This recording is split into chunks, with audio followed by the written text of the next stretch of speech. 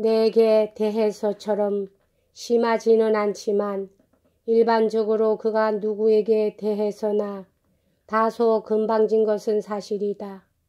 하루는 회식 중에 생랑베르가 한 말을 무언가 부정하며 그런 바보 같은 소리가 어디 있어 하고 여러 사람이 있는 가운데 쏘아 붙였으므로 생랑베르가 하마터면 그림의 머리 위에 접시를 던질 뻔한 것을 나는 기억하고 있다.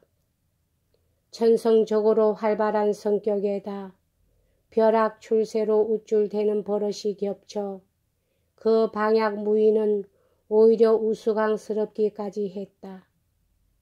대사교계 사람들과의 교제에 익숙해진 결과 그런 사회에서도 어지간히 무분별한 사람으로 밖에 보이지 않는 태도를 몸에 익히고 말았다. 자기 하인을 부를 때는 언제나 정해놓고 여봐라 로마치 영주가 많은 부하들 중에 누가 당번인지를 몰랐을 때 부르는 것과 같았다. 심부름을 보낼 때도 돈을 손에 건네주지 않고 마룻바닥에 내던진다. 나중에는 그의 하인들을 인간 이하로 매사에 보기에도 민망할 정도로 심한 경멸과 도저히 참을 수 없는 모멸로 혹사했으므로 에핀의 부인이 구해준 그 사내는 가엾게도 무척 착한 사람이었는데도 그 같은 대우에 견뎌낼 수 없다는 이유로 그만두고 말았다. 이건 정말 이세 그만한 사람의 라프루르라 할 만했다. 흐리멍텅한 둥근 눈에 어색한 몸매, 건방지고 우쭐대며 여자에게는 자신 있는 채 했다. 그래도 펠량을 꿰어 손에 넣은 예의 쑥스러운 일이 있은 뒤로는 그는 많은 여성들 사이에 감정이 풍부한 사람으로 통하고 있었다. 그래서 일약 유행아가 되어 그 뒤로부터는 여자의 몸치장에 흥미를 갖게 되었다. 자신도 멋을 부리기 시작했다. 그가 분을 바르는 것은 모르는 사람이 없었다. 나는 처음에는 그걸 고지 듣지 않았으나 얼굴이 고와지고 경대 위에 분첩이 있는 것을 보았을 뿐만 아니라 어느 날 아침 그의 방에 들어가자 손수 만든 작은 솔로 손톱을 닦고 있는 것을 보았는데 그것을 내 앞에서 자랑스런 듯이 계속하기에 그제서야 믿게 되었다. 매일 밤 손톱 다듬기에 2시간이나 소비하는 사내고 보면 분을 바르는데 적지 않은 시간을 잡아먹을 것은 당연하다고 생각되었다. 멋쟁이이긴 해도 이런 괴물이 아닌 저 유쾌한 고폭구루는 일찍부터 그림에게 띠랑너 블랑이라는 익살스런 별명을 붙여주었다. 정말 우스운 노릇이었지만 이런 일은 내 성격에 어울리지 않는 것이었다. 이것으로 완전히 그의 성격을 의심하게 돼버렸다. 그런 일에 머리를 쓰고 있는 녀석이 마음을 올바르게 가질 수 있으리라고는 믿어지지 않았다. 무엇보다도 그는 정신의 민감과 감정의 우아함을 자랑으로 하고 있는 사내였다. 그런 것이 소인들에게 특유한 그런 결점과 어떻게 잘 부합되었을 것인가. 민감한 마음이 외부로 약동시키는 끊임없는 강렬한 생명력이 어떻게 그런 구질구질한 신변의 작은 일에 얽매게 하는 것일까.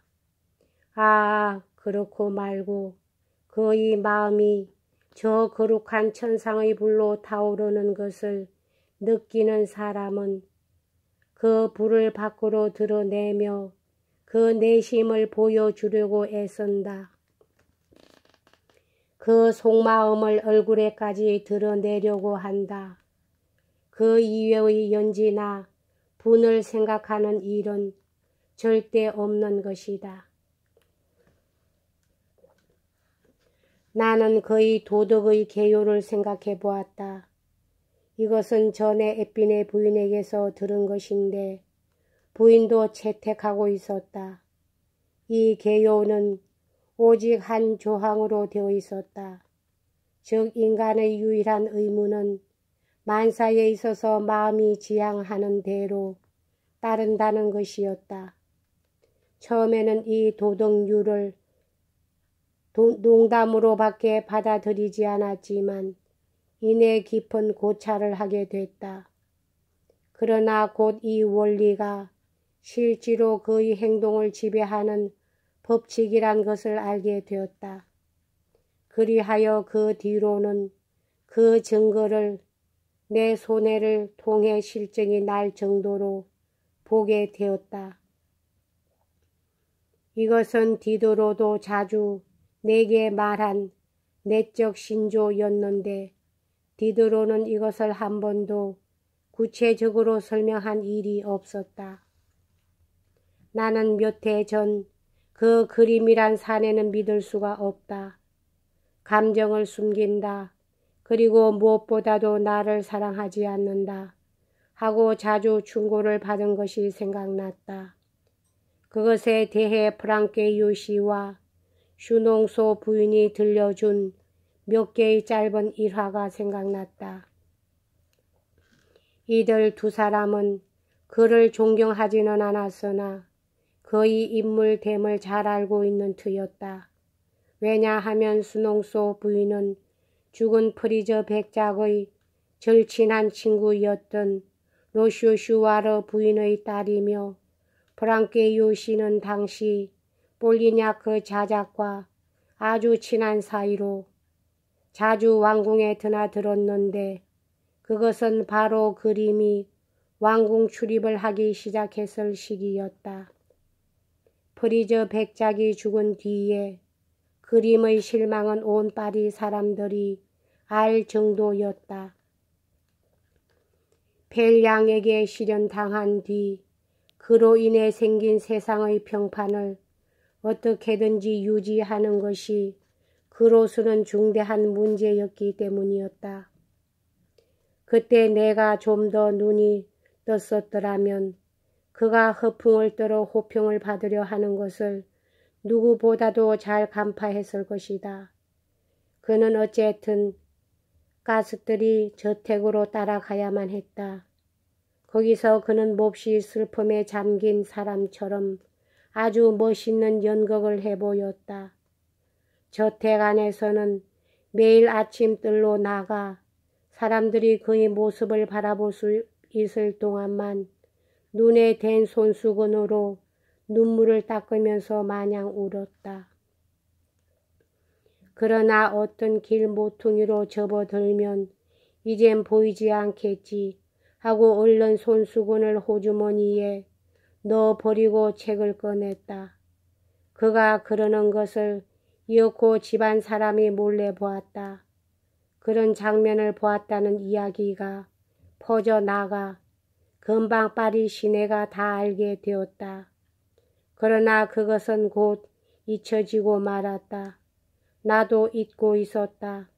그런데 내게 관계된 어떤 일로 문득 또 그것이 생각난 것이다. 나는 그로넬러 거리에서 병상에 누워 죽어가고 있었다. 그때 그는 시골에 있었다. 어느 날 아침 숨을 헐떡이며 찾아와서 지금 막 도착하는 길이라고 했다. 조금 뒤 그가 전날 도착했으며 그 전날 극장에서 그를 본 사람이 있다는 것을 나는 알게 됐다. 이런 일들은 얼마든지 있었다. 그러나 다음의 한 가지 사실은 그 어느 것보다 나를 놀라게 했는데 나는 그것을 퍽 뒤늦게 알아챘다. 생각해 보면 나는 내 친구는 전부 그림에게 소개해 주어 모두 그의 친구가 되었다. 그와는 거의 떨어질 수 없는 사이였던 나는 그가 출입하지 않는 집을 나 혼자 출입할 생각은 없었다. 그를 집으로 맞아들이기를 거부한 것은 크레키 부인뿐이었지만 나도 역시 그때부터는 거의 부인을 찾아가지 않았다. 그림은 그림대로 그 밖에도 프리저 백작의 관계나 그 자신의 관계에서 친구를 만들었다. 그 친구 중 내 친구가 된 사람은 아무도 없었다. 적어도 그들과의 교제를 내게 권하는 말 한마디도 그는 입 밖에 내지 않았다. 또 그의 집에서 가끔 만난 사람들 중 어느 누구도 내게 호의를 보이지 않았다. 프리저 백작마저 그러했다.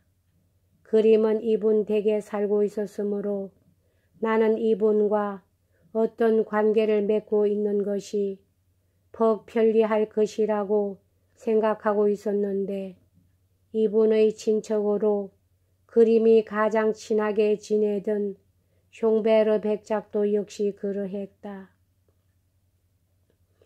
보다 지독한 일은 내 친구로 그림에게 소개해서 그의 친구가 된 사람들이 그와 알기 전에는 모두 나와 친밀히 사귀고 있었는데도 일단 그와 친해지면 눈에 띄게 내게 대한 태도가 달라지는 것이었다.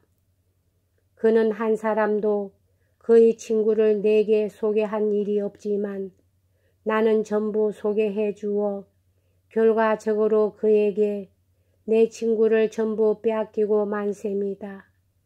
이것이 우정의 결과라면 증오의 결과는 과연 어떤 것일까? 여기까지 하겠습니다.